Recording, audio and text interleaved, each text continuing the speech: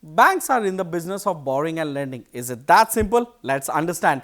A bank gives out loan to businesses and individuals, which are called as advances, on which it charges interest. It also earns interest on investment in government securities and corporate debt instruments. Let me tell you that banks have to mandatorily hold about 18% of the deposits in GSEC or government securities. The earnings from all these items is called the core interest income for a bank. Beside this, the bank also makes income in the form of fee income, forex income, commission and recoveries from return of loans, which forms part of other income. So this is one part of the picture wherein the bank earns income.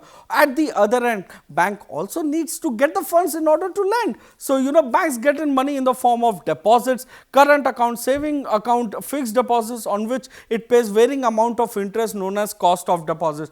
And they also borrow from other banks and institutions through various instruments like certificate of deposits, etc., wherein they have to pay interest over there as well, known as the cost of borrowing. Put these two together, the cost of deposits as well as the cost of borrowing, it forms the total cost of funds for a bank. So net interest income is a term that you often hear.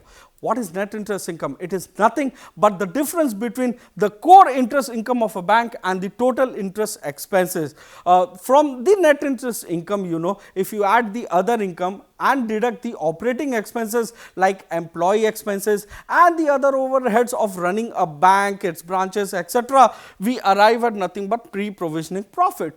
So from this, you must deduct provisions and taxes in order to arrive at the net profit or net loss for a bank. The provision is a crucial part.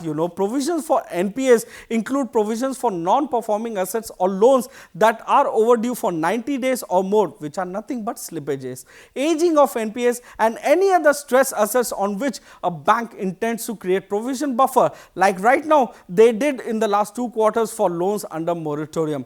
There is also mandated small provisions required for good and standard loans which are being repaid on time. About 0.4% is the rate.